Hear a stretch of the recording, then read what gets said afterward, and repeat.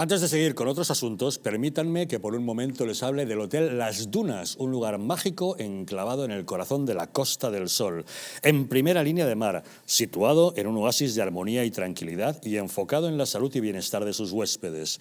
Desconecta del estrés y de la monotonía del día a día y disfruta de fines de semana de relax. Estancias con programas exclusivos y personalizados de salud, rejuvenecimiento y control del peso. Elegancia y bienestar junto al mar, sin renunciar a la actividad y a la vida saludable. Descubre Las Dunas Hotel Health and Spa, el más exclusivo de toda la Costa del Sol.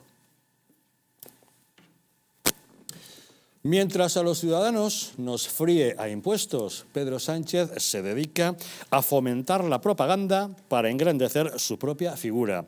Ya hemos podido ver las primeras imágenes del documental Cuatro Estaciones, una serie sobre Pedro Sánchez en la Moncloa que pretende ofrecer una imagen del gobierno como abnegados servidores públicos que trabajan 24 horas al día.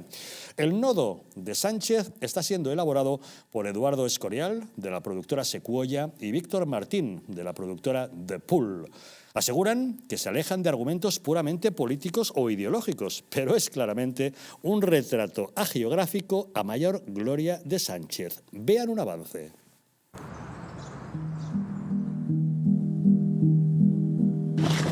Todo el mundo hemos escuchado lo que es la Moncloa, pero no sabemos cómo funciona. Pues sí que es verdad que la primera vez impresiona. Te impresiona estar eso en la presidencia del gobierno. Luego ya te vas acostumbrando, ¿no?, a estar aquí. El edificio Semillas es donde se aloja el gabinete del presidente del gobierno. Todos dependemos directamente del director de gabinete. A las 10 hay un acto económico con la delegación de Qatar, que también va el rey. Los Sherpas son la avanzadilla de los presidentes, las personas de confianza. Tu empuje inicial es fundamental, es en los microchips. En esa oportunidad de estar junto al presidente, a veces no escuchas, pero es que otras veces sí que escuchas muchas cosas de las que hablan. De otra cosa se duerme poco y no tiene uno tiempo de una porque llega la siguiente. Vamos para allá. El trabajo aquí es todo el tiempo. Es un oficio de 24 horas al día, 7 días a la semana. Pero es que esa es la parte bonita de esto. El que tenemos que saber lo que vale cada día. Y cada día que estamos aquí vale un mundo. Creo que no me voy a olvidar nunca de aquel día. Tendremos que ser más resilientes en el ámbito energético, en el ámbito del Pacto de Migración y Asilo. Había mucho en juego. Si eso vale de España, 2,8. ¿no? 2,8 con Francia. ¿Cómo está el resto de gente? Para mí, los más difíciles, los alemanes. Y yo sinceramente pensé que no íbamos a lograrlo. Teresa estaba contenta. Ah, encantada. Sí, estoy conteniendo la respiración.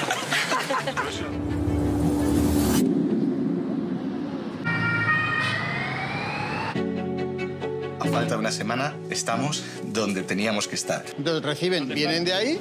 Yes, of course. Javier, nice to see you. Oh, lovely to meet you. Biden solo viene con 1.200 personas. My worry every time I come to Spain is the staff's not going to come home.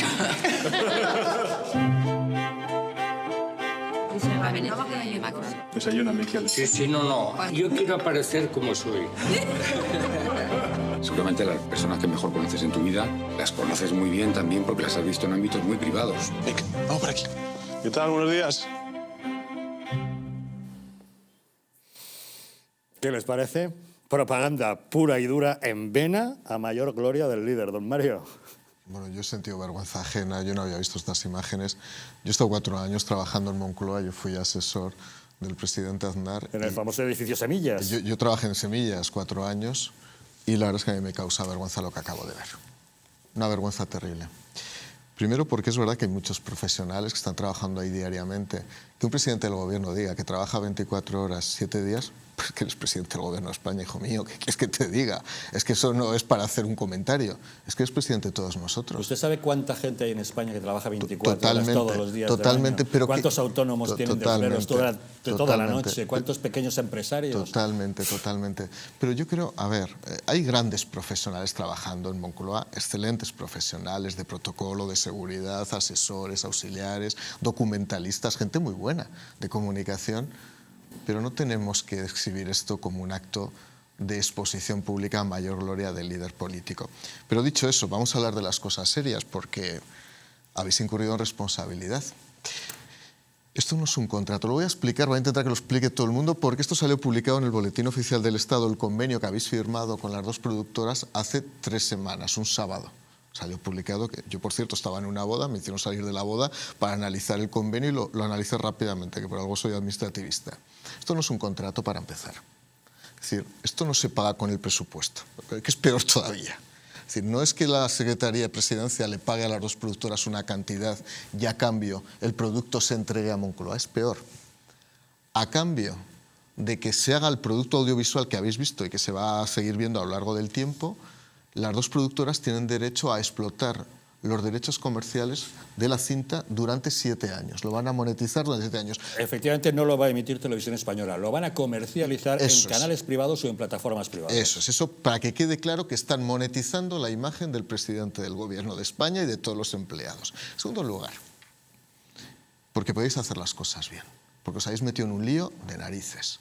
Eso sí, ni la abogacía del Estado ni la intervención dice nada, yo soy interventor. Y ya estoy un poco harto. Cuando publicáis en el Boletín Oficial del Estado el convenio, lo publicáis con fecha de 8 de septiembre. Por lo tanto, se firma el convenio para la producción el 8 de septiembre. Lleváis grabando 4 meses en Moncloa. ¿Bajo qué cobertura jurídica? Hay alcaldes de este país que están siendo procesados y llevados al Tribunal Supremo y hasta pidiendo suplicatorios en el Congreso por haber realizado actividades sin que haya cobertura jurídica. Y vosotros lo habéis hecho y además al descubierto y en el Boletín Oficial del Estado. Se ha estado grabando en Moncloa. Se ha estado grabando además en sitios que no se debe grabar, sin ninguna cobertura, porque ahí tiene que haber un requisito de confidencialidad. Ahí no se puede contar todo lo que estáis contando. Es una verdadera vergüenza y vais a tener que responder jurídicamente ya de vuestra torpeza y de vuestra exhibición de la torpeza. Repito, el convenio es de septiembre. ¿Me podéis explicar, Gobierno de España, cómo llevan cámaras y cómo están los productores grabando desde hace 4 meses ahí? Eso no tiene cobertura jurídica y quien haya dejado entrar a esa gente a grabar ha incurrido en responsabilidad penal. Tiempo al tiempo. No, Fernando. Bueno, yo estaba viendo este documental, este magnífico avance del documental, y estaba viendo que era muy bucólico, era muy bonito. Pero qué basura, pero qué asco, pero qué vergüenza he sentido.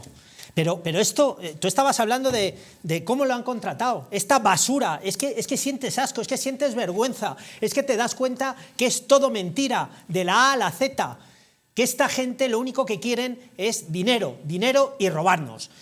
Y además, tú hablabas antes de cómo han contratado esto. Yo me gustaría saber la ley de contratación del sector público, la nueva del 2017, cómo se ha aprobado esto. Es que no han utilizado la ley de contratos. ¿Qué han utilizado? La ley de procedimiento administrativo, el régimen jurídico. Han considerado que es un convenio. Deja un momentito y lo explico, a ver si lo entiende alguien, porque yo no lo entiendo. Y ha sido fiscalizado por un interventor. No sé quién está de interventor en presidencia. Tiempo, que queda 1 año. Porque ¿qué interés general ha compartido de aquí? Para que haya un convenio, una parte pública y una parte privada tienen que compartir un interés general. ¿Qué interés general comparte la productora que va a explotar un producto durante 7 meses más que su propio interés? ¿Pero quién ha fiscalizado esto? ¿Pero cómo os habéis atrevido, interventores, a fiscalizar esto en presidencia? Pero no hay nadie en la intervención general que tenga un poco de sentido común ahora. ¿De verdad que estamos también entregados como órgano de control a este tipo de cosas? Pero que lo sepáis, es que ni siquiera han aplicado la ley de contratos. Y por cierto, habéis seleccionado a 2 productoras, que es verdad que en procesos creativos, igual que en la ley de contratos, uno puede elegir a quien quiera, en función de la especialidad. Sí, pero ¿podéis explicar por qué uno ha recaído en una productora del antiguo embajador de Estados Unidos en España, muy vinculado a vosotros y que ha recibido 20 millones del ICO en los últimos años? ¿Podéis explicar por qué estas 2 productoras cobran directamente Televisión Española por determinadas producciones? ¿Podéis explicar por qué otras productoras de este país no han sido acreedoras de un encargo tan maravilloso como poder entrar en Moncloa para poder grabar la vida privada del presidente del Gobierno? Yo creo que volvemos a lo mismo, ¿no? La ilegalidad, la confusión de patrimonios. Al final, Pedro Sánchez considera que el puesto es para su mayor gloria. No está para servir al pueblo español, no está realmente para mejorar el bienestar de los españoles. Está para mantenerse en el poder y conseguir su bienestar absoluto, a su mayor honor y gloria.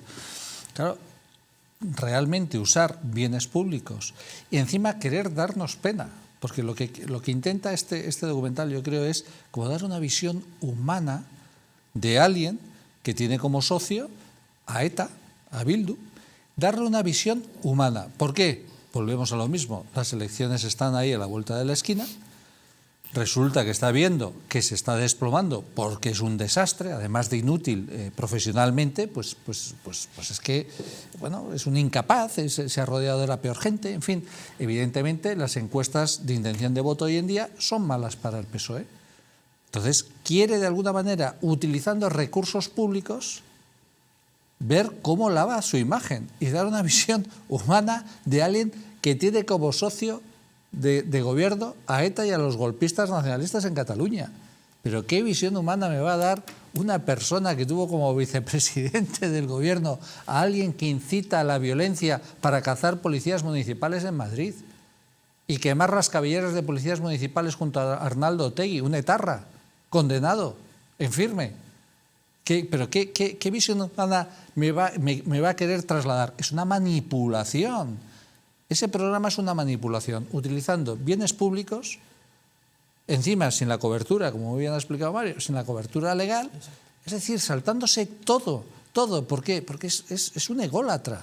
Es un incapaz, evidentemente es un incapaz, el pobre hombre, pero es que es un ególatra. Es un ególatra. Yo, bueno, está analizando y desde luego las palabras que ha dicho Mario tan sabias, pues me las apunto. Gracias, Mario, por esta pequeña lección y grande en el corazón que nos has dado. Pero claro, aquí el problema es, evidentemente, que estamos blanqueando el que quiere romper España, el que pacta con los terroristas, el que nos roba, el que está acabando con nuestra economía, el que está acabando con nuestra sociedad y el que quiere acabar con nuestros hijos. No nos olvidemos lo que opinan de los niños. Pero es que lo peor de todo esto es quién ha guionizado esto.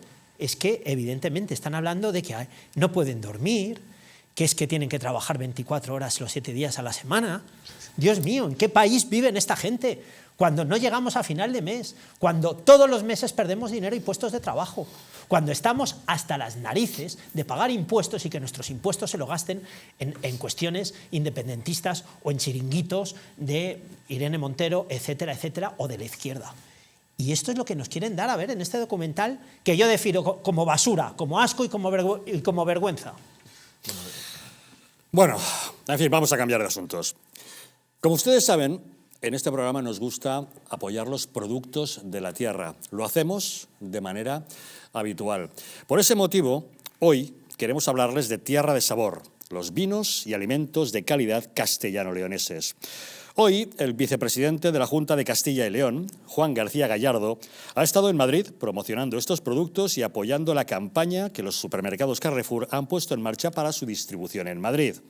Acompañado por el consejero de Agricultura, Ganadería y Desarrollo Rural de la Junta, Gerardo Dueñas, y los directivos de Carrefour, ha visitado los lineales con jamón de Guijuelo, cecina de León, morcilla de Burgos, quesos de Sasamón, chorizos y embutidos, lechazo de la región, cochinillo y vinos de las tierras de Castilla y León, de la Ribera del Duero y de la Ribera de la Arlanza, como el Viña Baldable de Bodegas Covarrubias. El presidente castellano-leonés ha destacado que los productos Tierra de Sabor son sinónimo de calidad y ha querido dar su apoyo a los productores y empresarios de las zonas rurales. Que invito a todos los aquí asistentes y a quienes ustedes se lo puedan decir, a comprar los productos de nuestros productores de Tierra de Sabor, que tienen un mérito enorme. No solo los agricultores y los ganaderos, sino también los enólogos. El otro día estuvimos con afinadores de queso, nuestros hosteleros, nuestros cocineros. En definitiva, Castilla y León y Tierra de Sabor es sinónimo de calidad y excelencia, y yo les invito a todos ustedes a que compren estos magníficos productos en Carrefour y cuando los degusten y comprueben su magnífica calidad, se animen después a pasar este otoño ya fresquito y el próximo invierno, que será muy duro, en Castilla y León, un lugar de acogida que les dará la bienvenida con una gastronomía de primera línea. Muchas gracias. Todo nuestro apoyo a los productos españoles. Una pequeña pausa y volvemos de inmediato.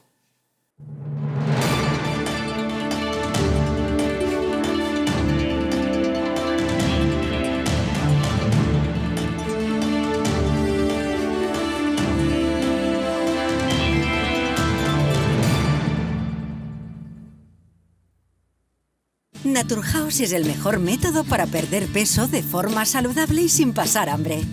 Desde la primera visita, una asesora te enseñará a cambiar tus hábitos hasta alcanzar tu peso perfecto.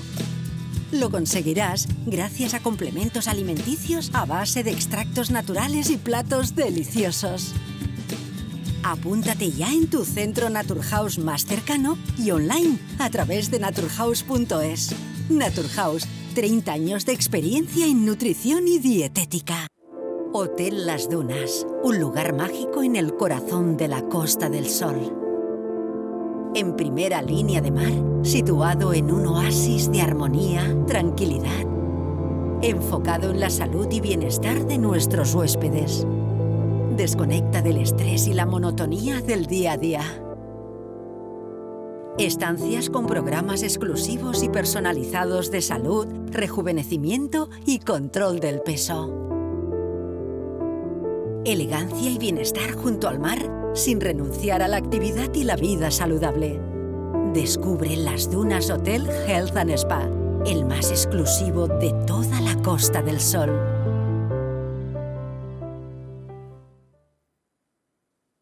Estás a solo unas horas de que parafarmaciamundonatural.es te haga llegar tu pedido con regalo incluido. Más de 25.000 productos de las principales marcas. Te esperamos.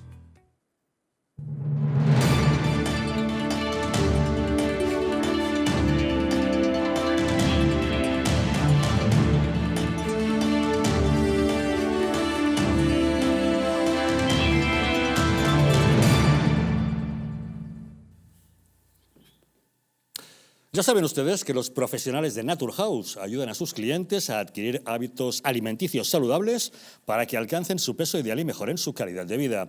Todo ello acompañado de suplementos a base de productos naturales que ayudan a conseguir el objetivo de una manera sana y eficaz bajo un asesoramiento dietético gratuito.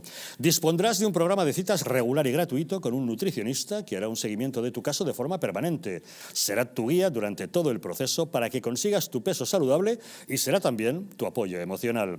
Tu nutricionista irá adaptando tu plan de alimentación personalizado a medida que vayáis avanzando en el tratamiento para asegurar que se mantiene tu salud y que alcanzas los resultados deseados. Pide cita gratuita en tu centro más cercana o solicítala online en su página web naturhaus.es. El rey don Felipe recibía esta semana en el Palacio de la Zarzuela a Carlos Lesmes, presidente del Consejo General del Poder Judicial y del Tribunal Supremo. El magistrado le hizo entrega al monarca de las memorias anuales de ambas instituciones y le trasladó su decisión de abandonar sus cargos el próximo 3 de octubre, después de casi 4 años en funciones, ante la imposibilidad de un acuerdo entre el PSOE y el PP para la renovación de los vocales.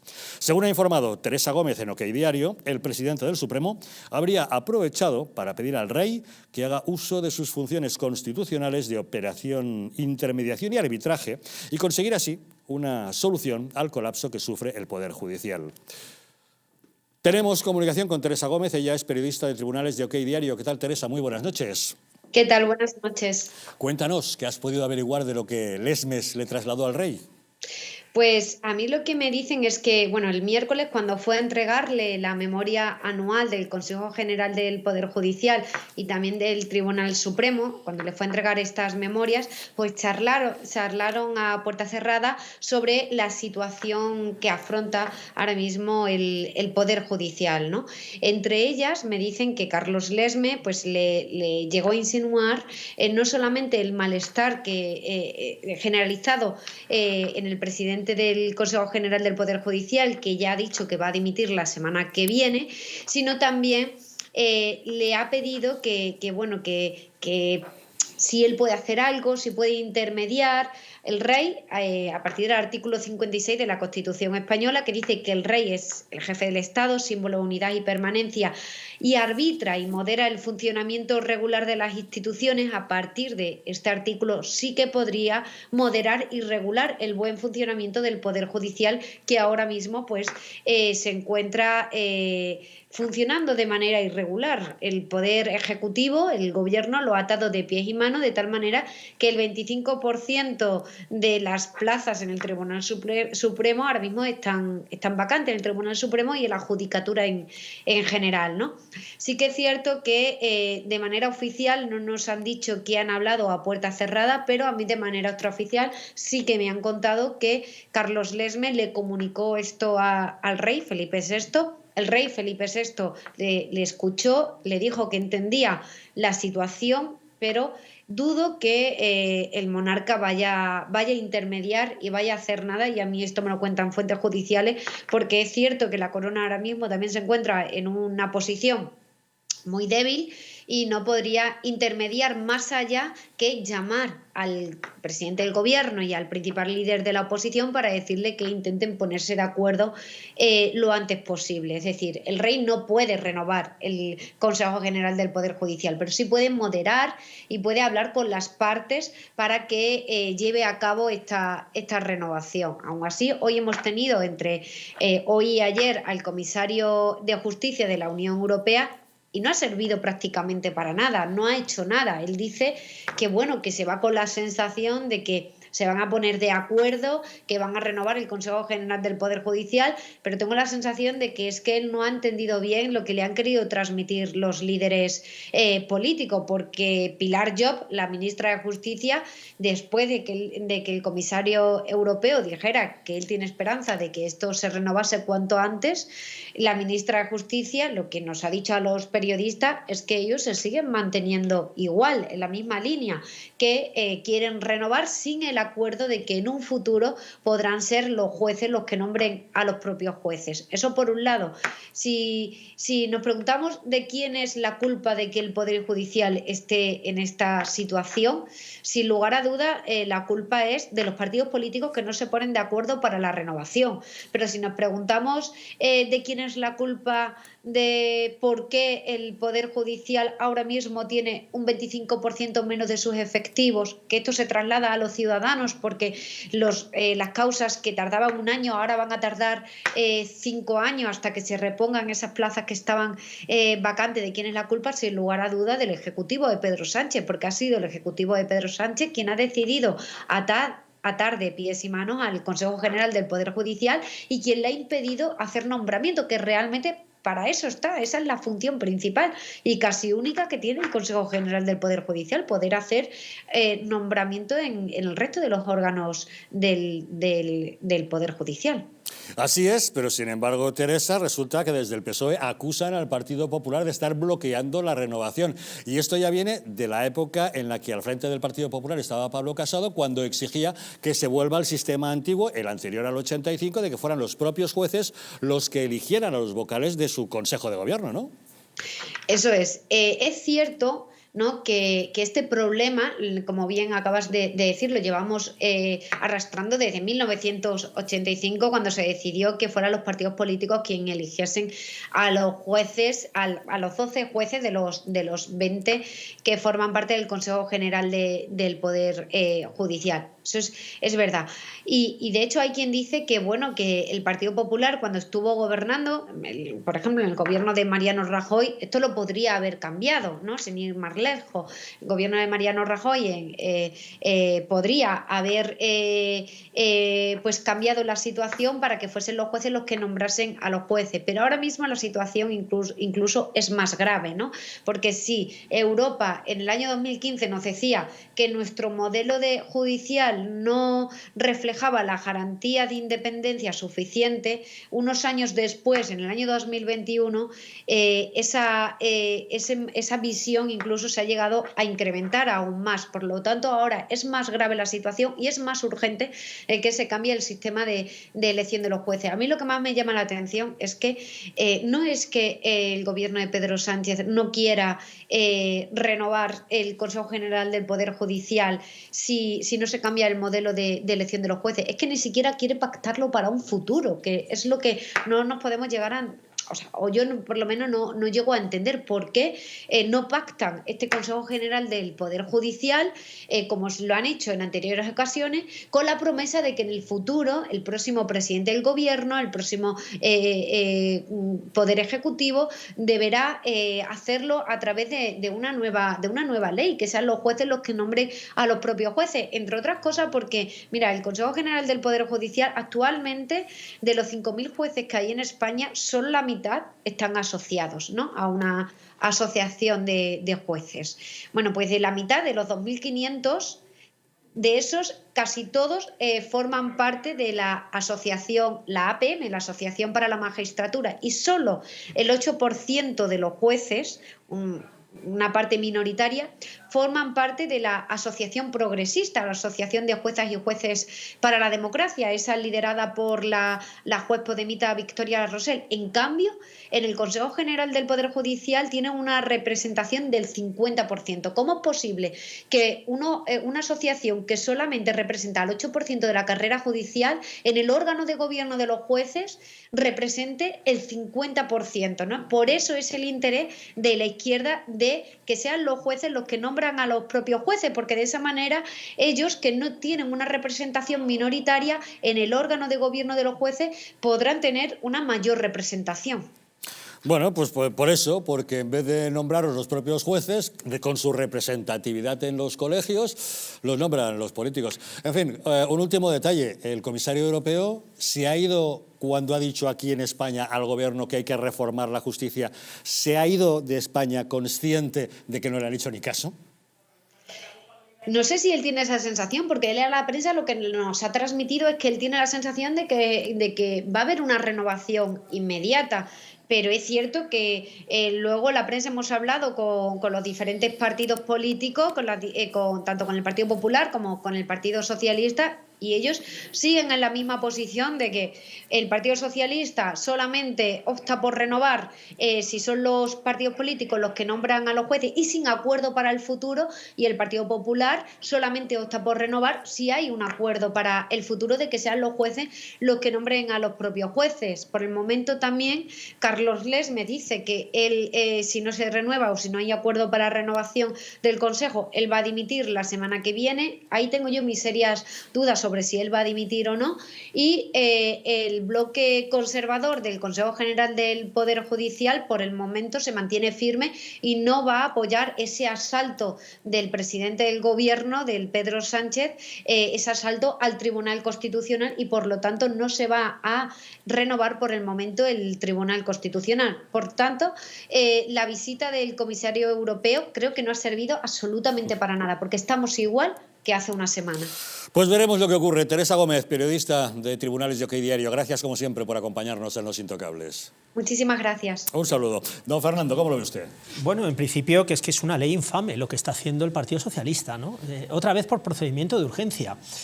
Es que no sabe gobernar de otra manera, y además estamos hablando precisamente de la justicia, lo que no se debe politizar nunca. Y es que es evidente lo que pretende el Partido Comunista, el Partido Socialista. Bueno, sí, comunistas también hay en el gobierno, o sea, que son comunistas y socialistas los dos, o sea, da igual.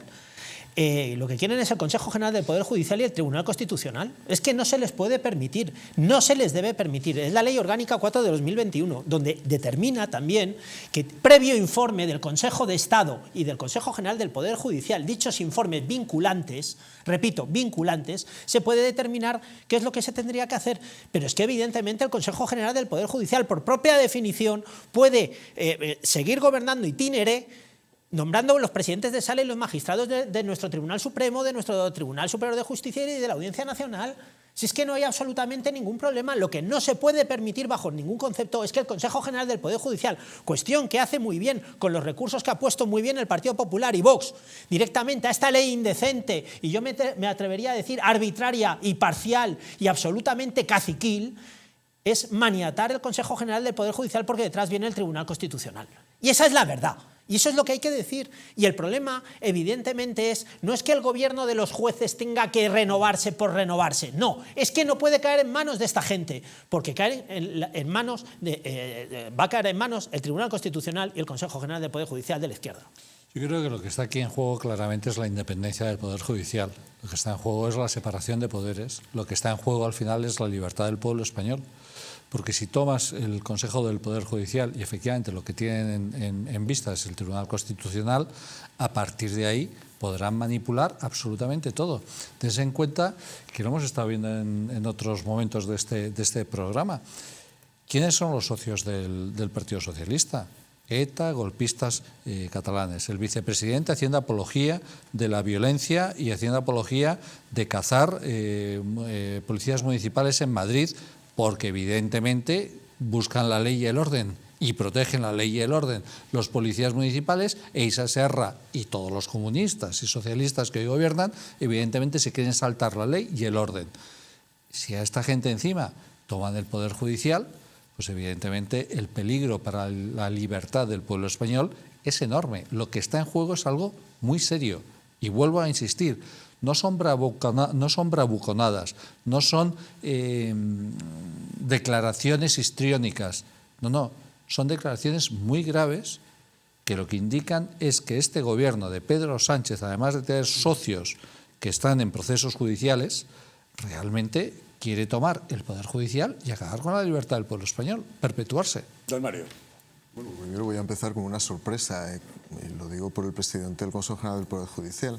Se supone que en una audiencia privada con Su Majestad el Rey nadie debe filtrar lo que pasa ahí. Y estoy convencido que Su Majestad el Rey no ha filtrado nada.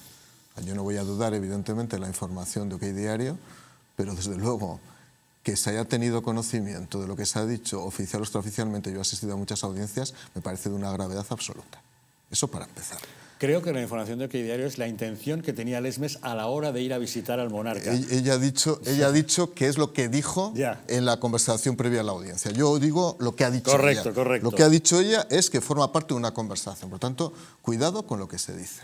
Lo digo por parte de unos y por parte de otros, porque es muy grave romper ciertos protocolos de conducta. E insisto, yo he asistido a muchos, yo he podido escuchar muchas cosas y nunca se me escuchará decir lo que yo he podido llegar a ver. Lo digo para que todo el mundo lo tenga claro. Primero, porque no hay que someter a ninguna presión. Lo han hecho otros líderes de izquierda. Me extraña que Carlos Lesmes se ponga al nivel de la gente de izquierda que ha conseguido filtrar o decir conversaciones que han tenido con Su Majestad el Rey. Lo digo por prudencia, ¿no? Porque colocar a Su Majestad el Rey en una posición incómoda, en una situación donde no puede arbitrar absolutamente nada, como bien decía la periodista por otra parte, porque al final esto es una especie de melancolía dialéctica, porque al final puedes llamar a quien quieras, pero al final si toma la decisión o no van a ser los partidos políticos. Yo creo que es un llamamiento estéril y habría que tener mucho cuidado. Y dos, detrás de todo esto efectivamente hay un intento por evitar que el Partido Socialista siga colonizando las instituciones.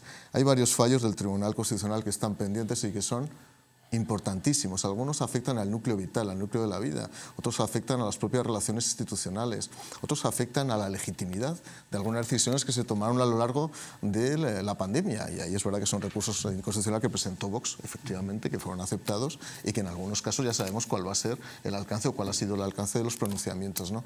Según cuál sea, desgraciadamente esto es así, pero hablar todavía en el siglo XXII, la composición personal del órgano colegiado determinará cuál sea el fallo y, por lo tanto, la interpretación jurídico-política de lo que pueda ocurrir. Veremos cuál es al final la renovación de los vocales del Consejo General del Poder Judicial y la situación de independencia judicial en este país. Tema, como saben, siempre controvertido. En fin, ¿saben ustedes qué nación fue la que descubrió 3 continentes? España. ¿Y saben ustedes dónde pueden informarse mejor acerca de todo eso? En este libro, Cuando éramos invencibles, la segunda parte.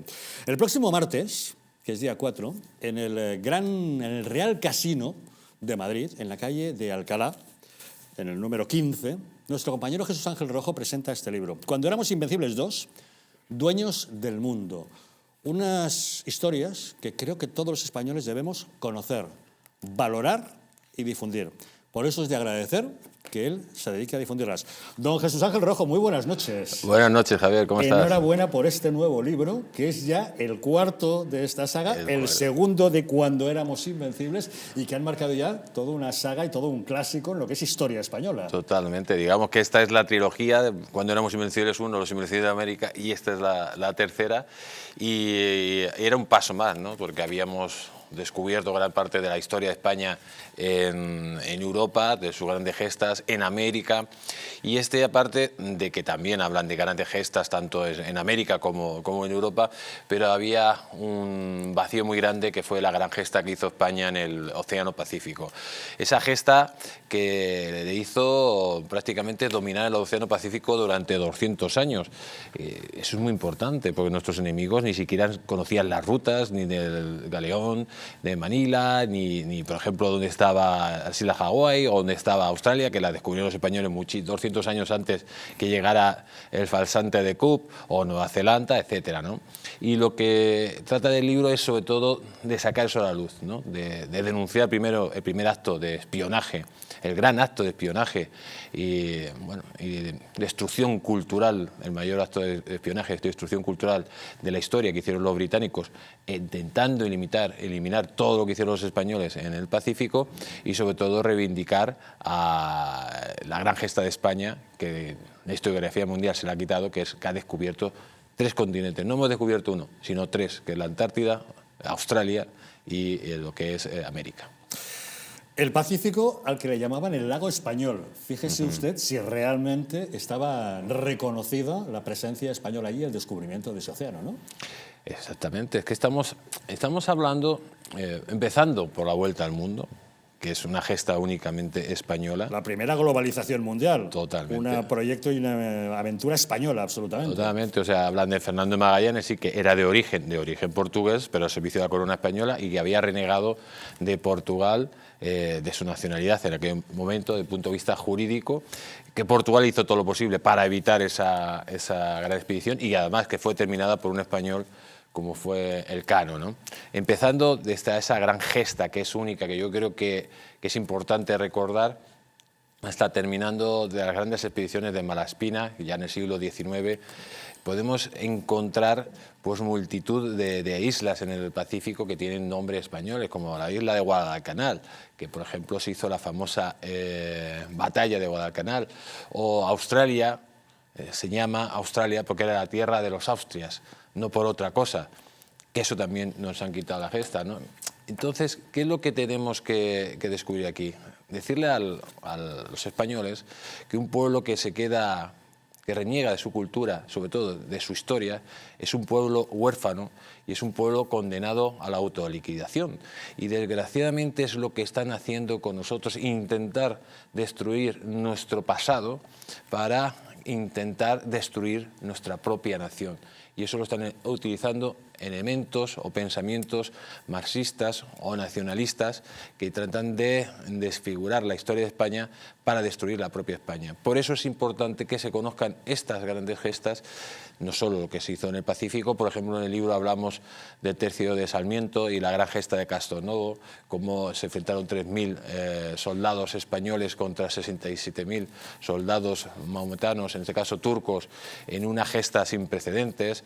Hablamos, por ejemplo, de Ambrosio de Spinola, que fue un tipo de origen genovés que trabajó para la corona española, pero yo creo que más español que ninguno, porque no solo fue un genio militar, sino que además puso todo su dinero al servicio de la corona y del rey. Hablamos, por ejemplo, de Alejandro Farnesio, que fue el mejor general del siglo XVI, o de Fadrique de Toledo, que está a la altura de Blas de Lezo o de Álvaro de Bazán, ¿no? Son todas estas cosas, y luego las unimos, por ejemplo, con los tercios españoles que en el siglo XIX vencieron en Buenos Aires a una expedición compuesta por 200 barcos y 30.000 soldados ingleses. Esos tercios españoles que eran milicianos, que eran 9.000 milicianos, y dieron toda una auténtica lección de estrategia y de comportamiento a un ejército de línea europeo, como era el inglés en ese momento, que intentaba, por 10ª vez, intentaba invadir lo que era la América española. Todo eso es importante que la gente lo conozca, o por ejemplo conocer que hubo intentos de invadir China con 6.000 soldados. Usted imagínese cómo se va a invadir un país de 100 millones de habitantes en ese momento que tenía China con 6.000 soldados. Pero eso es lo que marca a nuestros antepasados, ¿no? La gran diferencia que les marcan a nuestros antepasados, que cuando por ejemplo dice Ada Colau que siente vergüenza de nuestra historia, no. nuestros antepasados sienten vergüenza de personas como tú. Esa es lo que hay que decirle, ¿no? Y a lo largo de la historia, un enemigo histórico, los ingleses, los ingleses, los ingleses. Además de grandes batallas, encontramos anécdotas muy divertidas. ¿Por qué el escudo de Santa Cruz de Tenerife tiene las 3 cabezas de león cortadas al león inglés? Al león. Hay que recordar que la heráldica inglesa es de la monarquía inglesa es el león, ¿no? Pues bueno, la primera de todas la tenemos, la hablamos en la más cercana, digamos, en Cuando éramos invencibles unos, hablamos cuando el gran Nelson pues tuvo una estrepitosa derrota ante las costas de Tenerife, donde el general Gutiérrez le dio un auténtico repaso, perdió el brazo y prácticamente pues, casi pierde la vida, ¿no? Pero hay otra en el siglo XVII, cuando la flota de Indias venía a la península y estaban una gran flota británica de 30 barcos dirigido por Blake, que fue el creador de la Royal Navy, un gran almirante, y sabe que viene la flota con el tesoro y va a por ella, a capturarla, lógicamente. Entonces la flota, sabiendo que venía la flota española, se resguarda en Tenerife y ahí se produce una batalla donde no solo pues unos 2 barcos de guerra españoles, sino que todo el pueblo de Tenerife le da un auténtico repaso a esa gran flota inglesa que tiene que huir sin conquistar las Islas Canarias, sin quedarse con el tesoro, y además con Blake muere en esa batalla. Sin embargo, la historiografía inglesa dice que tuvieron una gran victoria porque habían hundido 2 barcos españoles, cuando verdaderamente tuvieron que retirarse con el rabo entre las piernas porque no pudieron entrar en Tenerife. Otro caso es en la guerra de la guerra de sucesión española, cuando los ingleses, utilizando una argucia, primero utilizaron una bandera sueca, luego danesa, luego francesa y por fin inglesa, y querían entrar en Tenerife haciéndose pasar, digamos, como hicieron en Gibraltar, que ya había perdido el rey Felipe V, estaba prácticamente derrotado, y venían a tomar posesión en nombre de Carlos III, el archiduque Carlos III, que luego no fue rey, ¿no? Ahí hay los españoles lo descubren y hay un enfrentamiento, ven que no pueden conquistar la isla de Tenerife y vuelven a huirse. Por eso tienen 3 cabezas, la altísima ciudad de Tenerife, 3 cabezas de león, en referencia a esas 3 grandes victorias que hicieron los españoles contra los ingleses. Y este libro, Cuando éramos invencibles 2, como siempre, lujosamente ilustrado por Augusto Ferrer Dalmau, el genial pintor de batallas. Todo un lujo, ¿no, don Jesús Ángel, contar con estas ilustraciones originales? Hombre, claro, la verdad que de todos los libros, la verdad que hay que dar las gracias a Augusto, primero por ser una gran persona y segundo por ser un genio de la pintura y por compartir esas obras en mis libros, ¿no? La verdad que siempre ha estado dispuesto, ha hecho en todos el prólogo, el epílogo del libro, y son obras de arte dignas de ver, porque Augusto Ferrer Dalmau, considerado el mejor pintor de batallas del mundo, pero yo creo... El más genial, sin lugar a dudas, del mundo y de todos los tiempos. Pero Augusto Ferrer Dalmau pasará a la historia como el nuevo Velázquez, porque ahora mismo no hay nadie que se pueda acercar un poco a él, ¿no? Y desde aquí le doy las gracias. El próximo martes, que es día 4, en el Real Casino de Madrid, sí, en la calle Alcalá número 15, presentación del libro. ¿Con qué nos vamos a encontrar en esa gran fiesta? Pues bueno, ahí estará Carlos Cuesta presentando el libro, estará también Félix Revuelta, estará Juan Solaech en representación de la editorial y el presidente del casino, junto al embajador de Taiwán, José María Liu, que hay que recordar que Taiwán, o lo que es Formosa, formó parte también del Imperio Español. Los nativos en su momento les llamaban los resabiados en Taiwán, ¿no? Y es cierto que yo creo que es importante que esa presencia, ese legado que dejó España en Formosa, pues lo tenemos un referente, por ejemplo, como el actual embajador de Taiwán es católico y tiene de nombre José María, ¿no? De hecho, ahí, digamos, dejamos nuestra huella, aunque fuera pocos años, pero dejamos nuestra huella, iba a venir un poco también en representación de esos países que fueron parte del gran imperio español. El próximo martes, ya lo saben, día 4, a las 8 de la tarde, en el Real Casino de Madrid, en la calle Alcalá número 15, presentación de Cuando éramos invencibles 2. Enhorabuena por este gran libro. Don Fernando, un ratazo de historia. Pues totalmente, ¿no? Yo me estaba acordando precisamente de que España ha sido la nación más grande y ha sido el imperio más grande del mundo, y me acordaba de Bernardo de Gálvez y, por no decirlo, la frase de Blas de Lezo, que una nación no se pierde porque unos la ataquen, sino porque los que la aman no la defiendan. Yo me quedo con ello. Pues hombre, es el canto a todo un espíritu, ¿no? A un espíritu que no es solamente historia, que yo creo que también es el presente. Tenemos un gran pueblo, el español. Basta sencillamente que efectivamente tenga unos gobernantes a la altura de este gran pueblo. Realmente el español siempre tiene en su corazón el darse a grandes empresas, generosas, evidentemente también con un espíritu también de tener una ganancia, pero siempre con un espíritu realmente, diría que misericordioso frente al débil. Y es algo que también ha caracterizado lo que ha sido la conquista y evangelización de Hispanoamérica o de todas esas tierras. Y es, bueno, pues yo creo que un magnífico libro, una magnífica serie de libros en la que lo que se pone de relieve es un espíritu que es el que hay que recuperar, el que hay que alimentar, el que hay que educar, el que hay que promover. Don Mario. Yo hablo ya como escritor, primero el libro hay que comprarlo sí o sí. Primero porque la primera parte ya era magnífica y la segunda no lo dudo que va a ser igual o superior al primero, ¿no? En segundo lugar, por el esfuerzo y el sacrificio de los escritores. O sea, que Jesús Ángel tenga la capacidad de sintetizar una parte de la historia de este país con el objetivo de dar valor y conocimiento a lo que ha sido nuestra historia común, aquella historia que es indestructible, aquella historia que es objeto permanentemente de pujanza y que no debe ser objeto de destrozo ni de derrumbamiento por parte de una serie de fuerzas hostiles que lo único que tratan es de destrozar nuestra esencia como Estado-nación y nuestros orígenes previos a la existencia propia de España. La verdad es que me parece que es un logro en todo caso encomiable. E insisto, como soy escritor, pido que se compre el libro, es que no queda otra, ¿no? Yo lo digo no solo por la editorial, lo digo por el autor. Vale la pena, todo el mundo que pueda pasarse por el Casino Madrid que se pase el martes, y desde luego ahí estaremos apoyando a los amigos de Jesús Ángel, porque los escritores nos tenemos que apoyar y sobre todo a alguien con la capacidad y el conocimiento de él. Don Jesús Ángel, este libro es importante no solamente por las historias que nos cuentan, por el gran legado de nuestra historia del que nosotros somos herederos, sino porque lamentablemente en los tiempos que corren parece ser que justamente esa grandeza de lo que fue un imperio español de toda nuestra historia está como capidisminuida y medio olvidada en la sociedad actual española, ¿no? Desgraciadamente,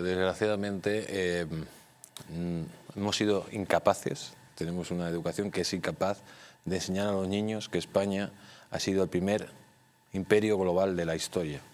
El primer imperio global de la historia. Algo de lo que nos deberíamos sentir orgullosos y enseñarlo en las escuelas constantemente. Desde el principio.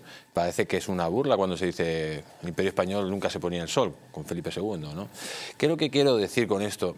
Que tenemos que hacer una labor didáctica desde todos los lados, no para hacer una exaltación del nacionalismo, porque además el libro lo que trata es con amor a España, ¿no? Es todo lo contrario que el nacionalismo. El patriota es diferente al nacionalista porque el patriota ama a lo suyo, mientras que el nacionalista odia al contrario. Y lo que quiero decir es que si verdaderamente hacemos una labor didáctica entre todos, entre las administraciones, podremos conseguir que nuestra sociedad esté mucho más cohesionada. No podemos permitir que en escuelas como en las Vascongadas o en Cataluña se estudie el odio a lo español, o que, por ejemplo, no se sepa cuáles fueron la Capilla Sixtina del arte rupestre en España, que solo se estudie, por ejemplo, eso en Cantabria y en Castilla-La Mancha. Hay que tener una historia común para saber que la primera Estado-nación de la historia es el español. Sin embargo, ahora mismo lo que se está enseñando que España nace del franquismo, que los símbolos nacionales son franquistas, y todo eso es falso. España es una gran nación que creó un gran imperio, y ese imperio, su legado todavía pertenece, porque hay 600 millones de personas que hablan el mismo idioma, que hay ciudades en América que son parecidas a las españolas. En definitiva, hay un legado eterno eterno que, aunque desde el punto de vista político no sea una estructura de imperio como teníamos en su momento, pero ese imperio espiritual y cultural está a día de hoy. Y eso lo han conseguido nuestros antepasados y eso es lo que nos une y nos tiene que unir siempre. Toda una historia que debemos conocer y valorar. Cuando éramos invencibles, dueños del mundo. El próximo martes en el Real Casino de Madrid, calle Alcalá número 15, a las 8 de la tarde, Jesús Ángel Rojo presentando este libro. Enhorabuena por esta obra. Muchas gracias, parte Javier. De nuestra historia.